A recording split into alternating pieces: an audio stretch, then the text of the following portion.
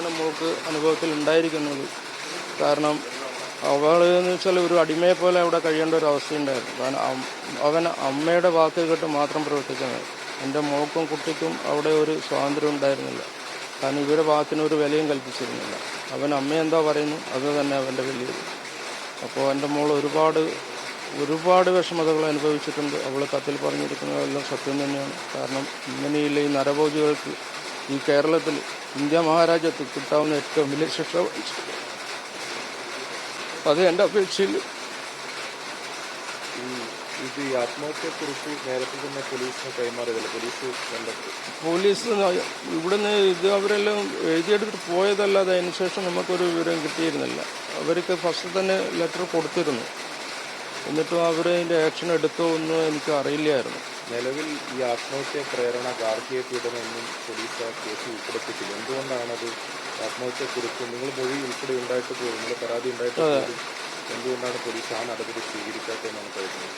അതിനെപ്പറ്റി ഞാനും ഇന്നും കൂടി ഇത് ചടങ്ങുണ്ട്. അതിനുശേഷം അതിനെപ്പറ്റി അന്വേഷിക്കാമെന്ന് വെച്ച് നിൽക്കുമായിരുന്നു. കാരണം അതിന് മുന്നേ ഒന്നും നമുക്കതിനെ പോലീസുകാരെല്ലാം എഴുതിയെടുത്ത് പോയത് മാത്രമേ അറിയൂ.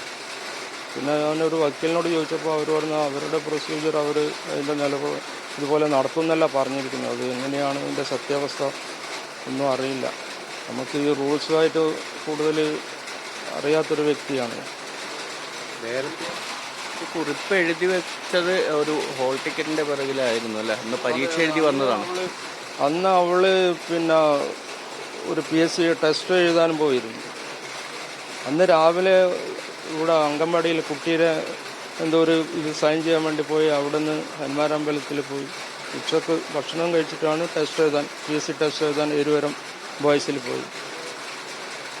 അത് വന്നതിന് ശേഷമാണ് സംഭവങ്ങൾ എന്തെല്ലോ ഒരു ഫോണിലെ കൂടെ ഉണ്ടാവുക. അതിൻ്റെ ആ ടെസ്റ്റിൻ്റെ പേപ്പറിൻ്റെ ബാക്കിലാണ് അവൾ ആത്മഹത്യക്കുറിപ്പ് എഴുതി വെച്ചിട്ടുള്ളത്.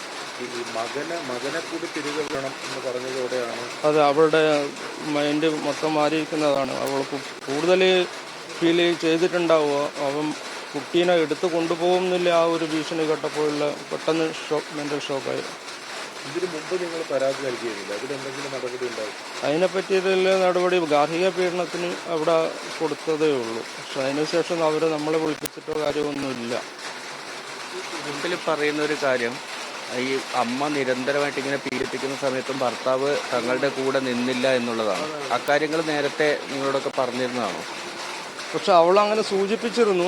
ഇങ്ങനെ പിന്നെ അമ്മയുടെ വാക്ക് കേട്ടിട്ട് മാത്രമാണ് അവർ ചെയ്യുന്നത്. ഞാൻ പറഞ്ഞു പറ്റില്ലെങ്കിൽ നീ ഇങ്ങ് പോ, നമുക്ക് വേണ്ടെങ്കിൽ നീ ഡൈവോഴ്സ് ചെയ്യ്, എന്തെങ്കിലും ഒരു ഫൈനൽ തീരുമാനം പറ. അത് അവൾ പറയുന്നില്ല. അവന് മനസ്സിൽ ഇഷ്ടമാണെന്താനും, പക്ഷെ അവളത് തുറന്ന് സഹിച്ചു നിൽക്കുമായിരുന്നു. എന്ന് വെച്ചാൽ കുട്ടിയായി പോയില്ലേ, കുട്ടിക്ക് വേണ്ടിയിട്ട് സഹിക്കുമായിരുന്നു. എന്നാലെങ്കിലും പിന്നെ കുട്ടി ആയതിനു ശേഷമെങ്കിലും ഈ അമ്മയും മോൻ്റെ ഒരു മൈൻഡ് മാറിയിട്ടുണ്ടെങ്കിലോ എന്നുള്ള ഒരു ചിന്താഗതി അവൾക്കുണ്ടായിരുന്നു. മാനസിക പീഡനമുണ്ടോ, ശാരീരികമായ പീഡനം ഉണ്ടായിട്ടുണ്ടെന്ന് മകൾ പറഞ്ഞിട്ടുണ്ട്? ഇല്ല, അത് പറഞ്ഞിട്ടില്ല. ശാരീരികമായിട്ടുള്ള പീഡനം പറഞ്ഞിട്ടില്ല. കാരണം മാനസികമായിട്ടുള്ള പീഡനം തന്നെയാണ് ഏറ്റവും വലുത്. വിവാഹം കഴിഞ്ഞിട്ട് 8 വർഷമല്ല, 10-11 വർഷത്തോളമായി.